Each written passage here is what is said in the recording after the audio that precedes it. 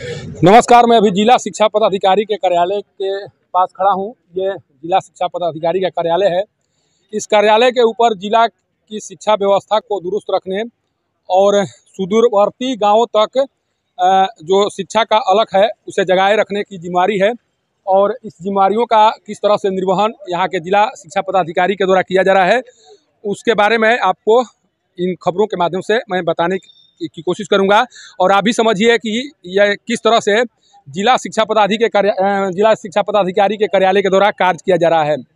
कहा जा रहा है कि जिले के करीब 400 शिक्षक प्रतिनियुक्ति पर चल रहे हैं और ये प्रतिनियुक्ति का खेल जो है पूरे शिक्षा व्यवस्था को एक तरह से चौपट कर दिया है। प्रतिनियुक्ति के कारण जो सुदूरवर्ती गांव के स्कूल हैं वहां पर शिक्षा का कार्य एक तरह से बाधित है। वहां पर गुणवत्तापूर्ण शिक्षा बच्चों को नहीं मिल पा रही है। लेकिन इसकी चिंता यहाँ के कार्यालय में बैठे अधिकारियों को नहीं है। अधिकारियों को केवल अपने चहेते शिक्षकों को ऐसे जगहों पर पदस्थापित करने की चिंता है जहां पर वो बैठकर या तो यूनियन का काम कर सके या अपने बच्चे जो उनके बच्चे हैं वो किसी कॉन्वेंट स्कूल में पढ़ा सके। केवल उनकी चिंता यही है और इसी चिंता के तहत यहाँ के सभी अधिकारी कार्य कर रहे हैं। देखिए, यही वो कार्यालय है। मैं बार बार बताने की कोशिश कर रहा हूं कि प्रतिनियुक्ति अभी जिस तरह से खबरें आ रही हैं उस खबरों के अनुसार 400 शिक्षकों की प्रतिनियुक्ति विभिन्न स्थानों पर की गई है। जब जैसे ये कहा जाता है कि प्रतिनियुक्ति किसी शिक्षक की हुई है तो इतना मानिए कि वो शिक्षक ग्रामीण क्षेत्र से शहरी क्षेत्र में आया होगा। कोई भी शिक्षक शहरी क्षेत्र से ग्रामीण क्षेत्र में प्रतिनियुक्ति कराकर नहीं जाता है और उसके पीछे का कारण यही है कि शहरी क्षेत्र में रहकर वो अपने बच्चों को कॉन्वेंट स्कूल में पढ़ा सके, यहाँ पर जो यूनियन चल रहा है उस यूनियन में अपना योगदान दे सके। इसी कारण से सारे जितने भी शिक्षक हैं वो प्रतिनियुक्ति कराकर इस शहर के इर्द गिर्द अपना ड्यूटी बजाते रहते हैं। ड्यूटी के नाम पर उनके द्वारा क्या कुछ किया जा रहा है ये समझ की बाहर की चीज़ नहीं है, इसको समझा जा सकता है। देखिए, सुदूरवर्ती यहाँ पहाड़ी क्षेत्रों में चले जाइए, वहाँ पर भी स्कूल तो बना दिए गए हैं, लेकिन कोई शिक्षक, बहुत ऐसे शिक्षक हैं जो महीना में एक बार वहाँ जाते होंगे, अपना ड्यूटी बजाते होंगे, वापस चले आते होंगे। बार बार बिहार में शिक्षा के स्तर की जो बात होती है, आखिर शिक्षा की स्तर कैसे सुधरेगी जब यहाँ के अधिकारियों के द्वारा अपने चहेते शिक्षकों को प्रतिनियुक्ति के माध्यम से जब विशेष स्थान पर उनको प्रतिनियुक्त किया जाता रहेगा तो रोहतास में शिक्षा का गुणवत्ता किस तरह से सुधरेगा ये समझने की बात है। यहाँ के जिलाधिकारी के द्वारा भी दोहरा रवैया अपनाया जा रहा है।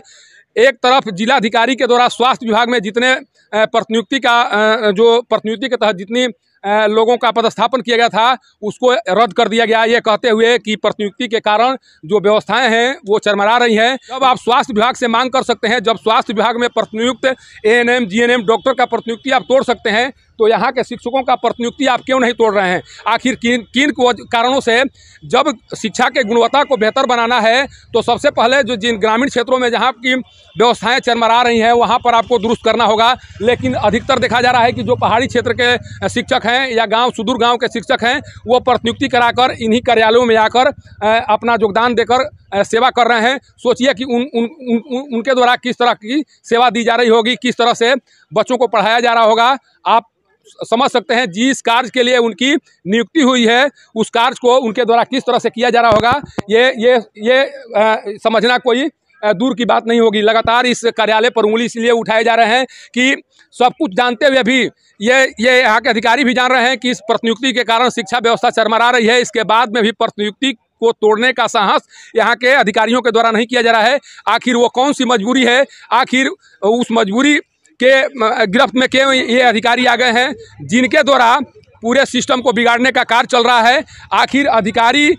को इस बात का जवाब क्यों नहीं उन्हें देना चाहिए कि प्रतिनियुक्ति क्यों किया जाता है या प्रतिनियुक्ति करके वो किस तरह का सुधार करना चाह रहे हैं? प्रतिनियुक्ति जैसा जहाँ तक मुझे जानकारी है प्रतिनियुक्ति विशेष परिस्थितियों में की जाती है और वहाँ की स्थिति को सुधारने के लिए की जाती है। क्या कोई शिक्षक ग्रामीण क्षेत्रों में जाने के लिए प्रतिनियुक्ति कराता होगा? ये तो लिस्ट देखने के बाद ही पता चलेगा कि शहरी क्षेत्र में रहने वाले शिक्षक ग्रामीण क्षेत्रों में जाकर अपना प्रतिनियुक्ति करा ले, ऐसा शायद ही देखने को मिलता होगा। लेकिन इतना जरूर आप जितने शिक्षक होंगे, जितने शिक्षकों के बारे में बात कही जा रही है उनके बारे में आप देखेंगे तो ग्रामीण क्षेत्र में पढ़ाने वाले शिक्षक शहरी क्षेत्रों में आकर अपना प्रतिनियुक्ति कराकर बाकायदा अपने बच्चों को कॉन्वेंट में पढ़ा रहे हैं। अपना यहाँ पर जो यूनियन है उसका कार्य कर रहे हैं। एक तरह से जिन शिक्षकों को पढ़ाने से कोई वास्ता नहीं है उन्हीं के द्वारा पैरवी अपने रसूख के माध्यम से, पैरवी के माध्यम से, पैसे के माध्यम से ये पूरे सिस्टम को बिगाड़ने का खेल किया जा रहा है। और इसमें इस कार्यालय का भी बहुत बड़ा योगदान है।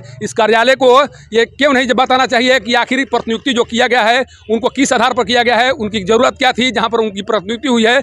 अगर यहाँ के अधिकारियों के द्वारा नहीं बताया जाएगा तो ये माना जा सकता है कि सरकार के आदेशों का यहाँ के अधिकारियों के द्वारा अवहेलना किया जा रहा है। और यहाँ के अधिकारी नहीं चाहते हैं कि यहाँ की जो व्यवस्था है, सुदूर ग्रामीण क्षेत्रों में जो शिक्षा की व्यवस्था है वो सुधार हो सके और बच्चे जो ग्रामीण क्षेत्रों में हैं वो भी पढ़कर कुछ आगे कर सकें। जिला शिक्षा पदाधिकारी के कार्यालय से पब्लिक न्यूज़ के लिए सत्येंद्र चौबे की रिपोर्ट।